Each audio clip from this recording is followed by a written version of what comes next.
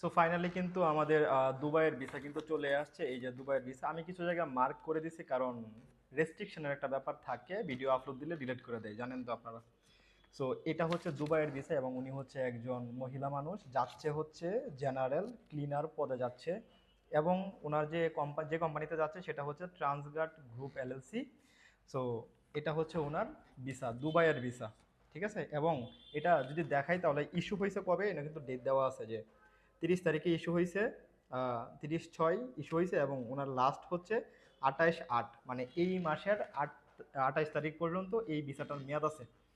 এখন ফ্লাইট কবে? ফ্লাইট হচ্ছে আগামীকালকে। এই যে ওনার এটা হচ্ছে টিকিট, 20 আগস্ট, মানে আজকে 19 তারিখ, আগামীকালকে ওনার ফ্লাইট। এবং ফ্লাইটটা ট্রানজিট হবে বাংলাদেশ থেকে কলম্বো, কলম্বো থেকে হচ্ছে দুবাইতে। ঠিক আছে, এই যে ওনার ফ্লাইট। আর অনেকে বলতে পারেন ভাই ভিসা হয়েছে অনেকদিন হয়েছে, তাহলে ফ্লাইট দিতে দেরি করছেন কেন? ভাই ক্লায়েন্টের যদি অনেক বেশি সমস্যা থাকে সেক্ষেত্রে তো কিছু করার থাকে না। ঠিক আছে, তো যার কারণে হচ্ছে যে আমরা আগামীকালকে ওনাদেরকে ফ্লাইট দিয়ে দিছি, টাকা টোকা সব কিছু ক্লিয়ার। এখন আপনারা যারা হচ্ছে যে তথ্য জানতে চান যে দুবাই সম্পর্কে কি আপনারা লোক নিচ্ছেন, বা তথ্য জানতে চাই কত টাকা লাগবে যেতে, বা কি আসল বিষয়ে কত টাকা স্যালারি হবে, সম্পূর্ণ কিছু জানতে কিন্তু আপনারা চাইলে আমাদের অফিসে আসতে পারেন, অফিস ভিজিট করতে পারেন। ঠিক আছে, সো আজকেও কিন্তু অলরেডি একটা ফাইল জমা হয়েছে, সেটা হচ্ছে যে দুবাইয়ের জন্য ফাইল জমা হয়েছে। তো এইগুলার সকল ভিডিও এবং ডকুমেন্টস কিন্তু আমরা অবশ্যই আপনাদের সামনে পোস্ট করব, সোশ্যাল মিডিয়াতে আপলোড করব, কিন্তু সব বিষয় আসলে আপলোড করা যায় না। কেন যায় না?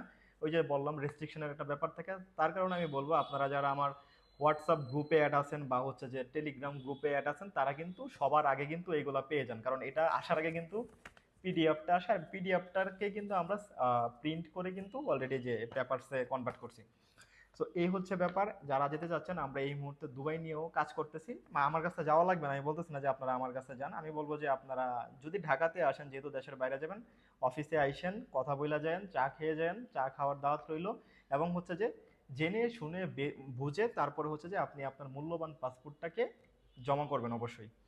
সো এখন মানে দুবাই যেতে কতদিন সময় লাগতেছে? দুবাই যেতে সেফ 2 মাস সময় লাগে। 1 মাস হচ্ছে যে আপনার ইন্টারভিউ ফাইল জমা দেওয়ার, মানে পাসপোর্ট জমা দেওয়ার 10 থেকে 15 দিনের ভিতরেই ইন্টারভিউ ডেট চলে আসে, আগেও চলে আসে।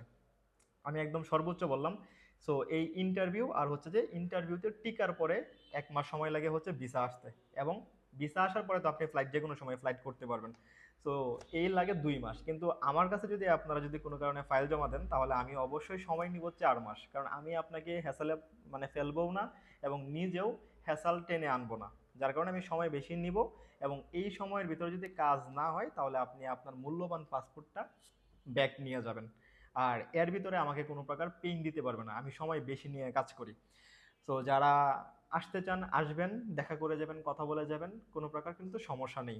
আর আমি তো এমনিতে বললাম, অন্য জায়গাতে ফাইল জমা দিলেও আপনারা আসবেন আমার অফিসে এসে দেখা করে যাবেন, কথা বলে যাবেন, কোনো প্রকার সমস্যা নেই। যদি পারি তাহলে অবশ্যই আপনাদেরকে সহযোগিতা করব, কথা দিয়ে হলেও সহযোগিতা করব, কোনো একটা ভালো উপদেশ দিয়ে হলেও সহযোগিতা করার চেষ্টা করব। এবং আমাদের যে দুবাইয়ের ভিসাগুলো পেন্ডিংয়ে আছে, যেগুলো অলরেডি জমা আছে, সেগুলোর ভিসা আসলেও কিন্তু সবার আগে আমাদের গ্রুপে পেয়ে যাবেন, এবং হচ্ছে যে আমার ইউটিউব চ্যানেল টু ব্রাদার্স এলটিডিতে কিন্তু সবার আগে পেয়ে যাবেন।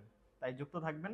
এবং এই বিষয়ে যদি আরও কিছু জানতে চান, শুধুমাত্র তথ্য জানতে চান, ফাইল তো আমি চাচ্ছি না আপনাদের কাছে, পাসপোর্ট চাচ্ছি না, যদি তথ্য জানতে চান তাহলে ইনবক্সে অথবা হচ্ছে যে কমেন্ট বক্সে মেসেজ দিবেন বা নক দিবেন।